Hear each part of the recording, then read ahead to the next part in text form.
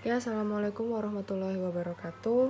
Jadi, materi selanjutnya adalah hukum dasar kimia dan stoikiometrinya. Nah, namun saya akan menjelaskan terlebih dahulu mengenai hukum dasar kimia. Hukum dasar kimia yang kita kenal itu ada 5. Yang pertama adalah hukum Lavoisier atau hukum kekekalan massa.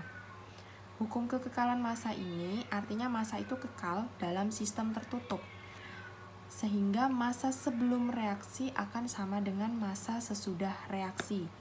Misalnya perumpamaannya adalah A sebagai reaktan dan B sebagai produk, di mana jika A itu 1 gram, maka produknya harus 1 gram.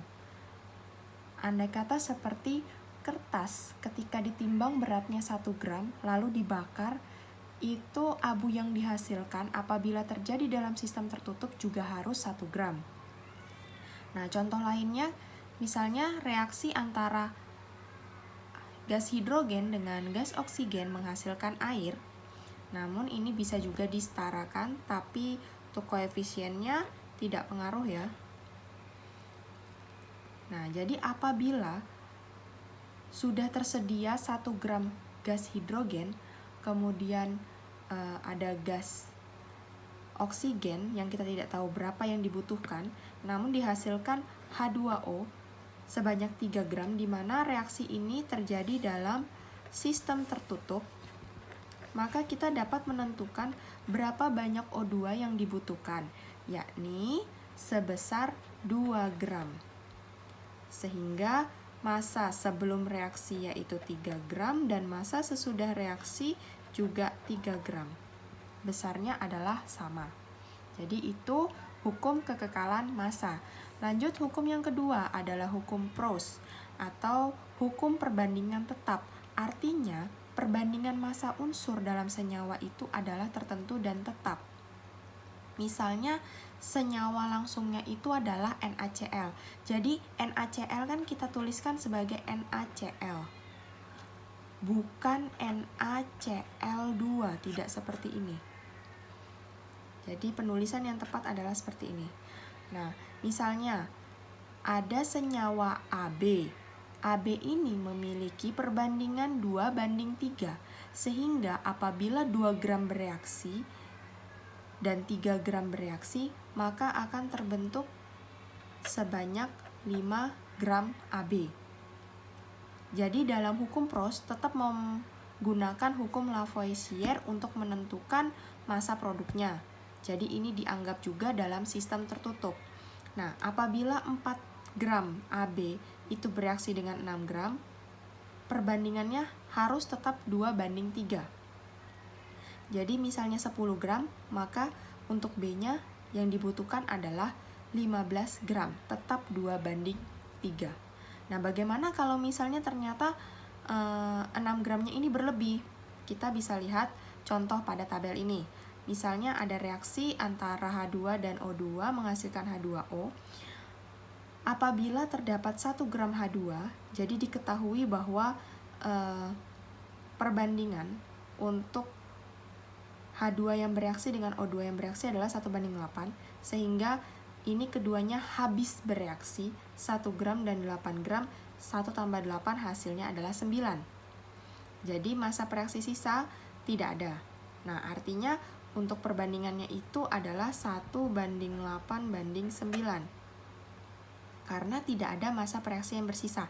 Jadi jika kalian mengerjakan soal, kemudian kalian disuruh menentukan perbandingannya, kalian bisa cari yang tidak ada sisanya. Jadi yang tidak ada sisanya itu menunjukkan perbandingan menurut hukum Proust. Nah, kita lanjutkan. Apabila sebanyak 1 gram H2 yang bereaksi dengan 9 gram O2, maka yang terbentuk H2O-nya tetaplah 9 gram. Mengapa demikian? Karena di sini O2 yang bereaksi hanya 8 gram, jadi yang tersisa adalah 1 gram O2. Sehingga ini tetaplah 8, jadi 1 tambah 8 adalah 9. Nah, selanjutnya untuk soal berikutnya, apabila 2 gram H2 yang bereaksi dengan 17 gram O2, maka dihasilkannya adalah jika ditambahkan kan 19 gram, namun ternyata ada yang berlebih. Yang berlebih itu adalah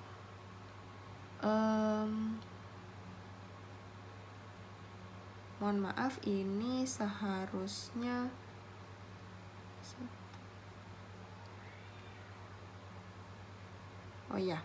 benar. Jadi ini harusnya 18 gram. Oke. 18 gram kenapa demikian? Karena di sini O2-nya berlebih. Jadi yang digunakan hanya 16 gram. Kenapa hanya 16 gram? Untuk membentuk perbandingan 1:8. Karena kalau disederhanakan 2:16 itu adalah 1:8. Jadi di sini hanya tersisa 1 gram O2. Baiklah, kita ke contoh berikutnya. Jika 3 gram H2 bereaksi dengan 27 gram O2, maka H2O yang dihasilkan, di sini massa H2-nya kita buat perbandingan, yakni tadi kan perbandingannya 1:8 untuk H2 dan O2. Nah, jadi jika massa H2 yang ditanyakan, maka yang di atas adalah perbandingan massanya H2, yaitu sebesar 1. 1/8 kalikan yang diketahui O2-nya. O2-nya adalah 27 gram kali 27, hasilnya 3,37. 3,37 sedangkan gramnya H2 hanya 3 gram, jadi kelebihan. Jadi untuk perbandingan ini itu tidak digunakan untuk yang mencari massa H2. Lalu untuk mencari massa O2 yaitu tinggal dibalik 8:1. Kenapa 8 yang di atas? Karena yang ditanyakan adalah massa O2, maka perbandingannya yang ditaruh di atas. Kalikan 3. Kenapa 3? Jadi gramnya H2 yang tidak dicari. Nah, ternyata ditemukan 24 gram, padahal stoknya adalah 27 gram. Jadi karena kapasitasnya mencukupi, berarti yang tersisa yang tidak dipakai itu hanya 3 gram O2.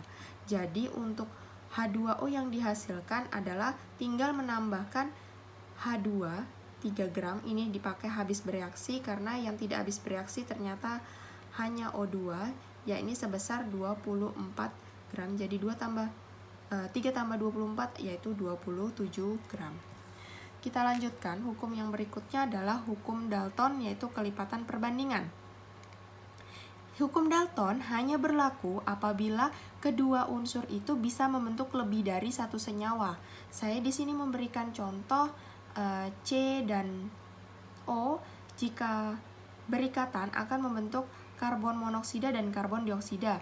Bisa juga antara N dengan O. Dia bisa NO, nitrogen monoksida, nitrogen dioksida, ada juga nitrogen trioksida dan seterusnya. Dan jika massa salah satu unsur dibuat sama, maka perbandingan massa unsur yang lain merupakan bilangan bulat dan sederhana, jadi tidak ada nilai koma. Nah, misalnya saya kasih contoh. Di sini ada 2 senyawa, yaitu C dan senyawa CO. Kita tidak tahu itu apakah CO dan CO2 atau senyawa lain. Di sini kita yang penting tahu perbandingan antara C dan O dalam senyawa yang pertama. Dalam senyawa yang pertama yaitu 20 gram banding 20 gram. Kalau disederhanakan yaitu 1:1. Lalu untuk senyawa kedua yaitu 30 gram banding 45 gram. Kalau disederhanakan 2:3. Nah, di sini perbandingan atom C itu adalah yang 1:2 ini. Sedangkan perbandingan atom O yaitu yang 1:3. Kita kembali ke kata-kata sebelumnya. Jika massa salah satu unsur dibuat sama, maka perbandingan massa unsur yang lain merupakan bilangan bulat dan sederhana. Nah, di sini misalnya kita ingin mencari perbandingannya si O, jangan langsung kita tulis, kita jawab dengan 1:3. Tapi yang 1:2 ini untuk punyanya C harus dibuat sama terlebih dahulu. Caranya bagaimana? Kita buat perbandingan persenyawanya dulu. Yang penting dalam senyawa 1, C banding O-nya harus tetap 1:1.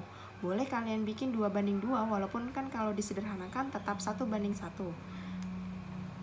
Lalu untuk senyawa 2, C dan O-nya harus tetap 2:3. Nah, di sini karena perbandingannya O itu adalah 1:3, jadi kita samakan dulu yang C-nya.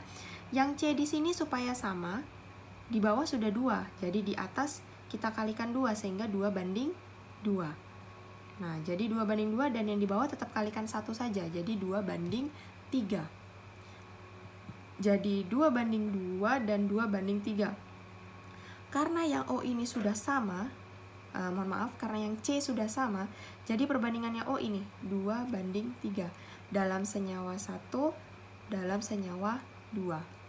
Saya lanjutkan untuk perbandingannya C, yaitu di sini kita buat O-nya sama, karena di sini 3, jadi yang 1 banding 1 ini saya kalikan 3, jadi 3 banding 3 dan 2 banding 3. Karena ini sudah sama, sehingga perbandingannya untuk atom C adalah 3 banding 2, dalam senyawa 1 3, dalam senyawa 2 sebanyak 2. Selanjutnya, hukum Gay-Lussac atau disebut hukum perbandingan volume. Bunyinya adalah pada suhu dan tekanan sama, di mana ini juga sama dengan hipotesis Avogadro ya, pada suhu dan tekanan yang sama, maka volume gas reaktan dan produk berbanding sebagai bilangan bulat dan sederhana.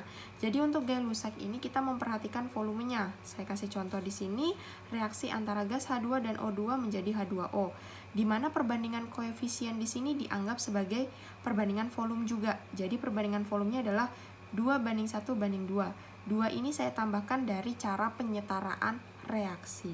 Ingat, setiap reaksi kimia karena kalian sudah mempelajari penyetaraan reaksi, jadi reaksinya harus disetarakan.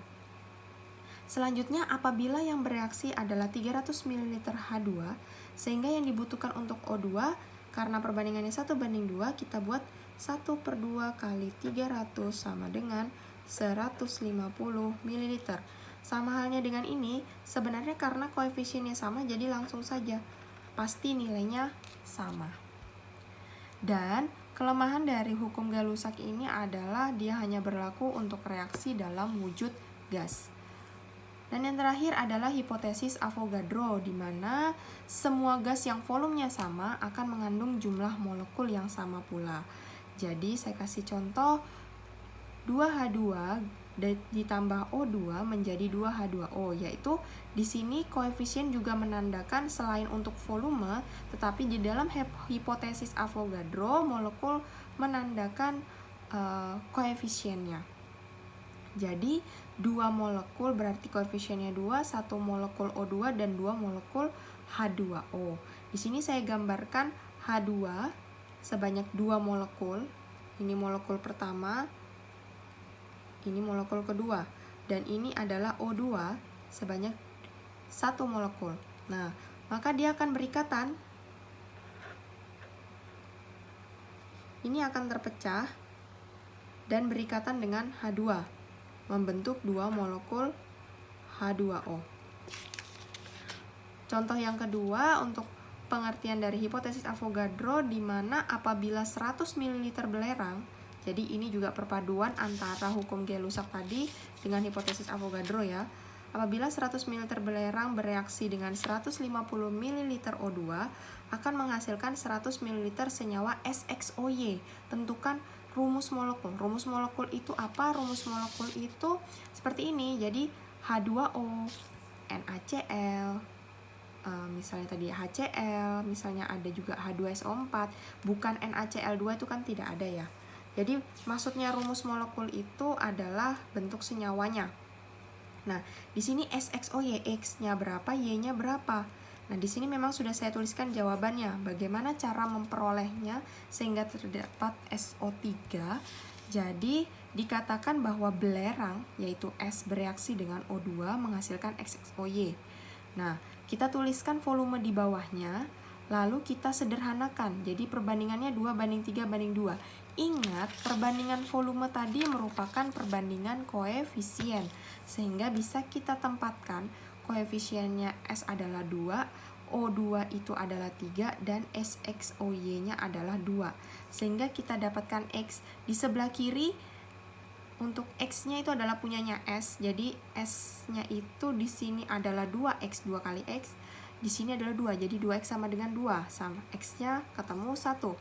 Kemudian untuk oksigen, oksigennya di sini sebanyak 6, sedangkan di sini kita kalikan Y kali 2, 2Y, jadi 2Y sama dengan 6, Y-nya diperoleh 3.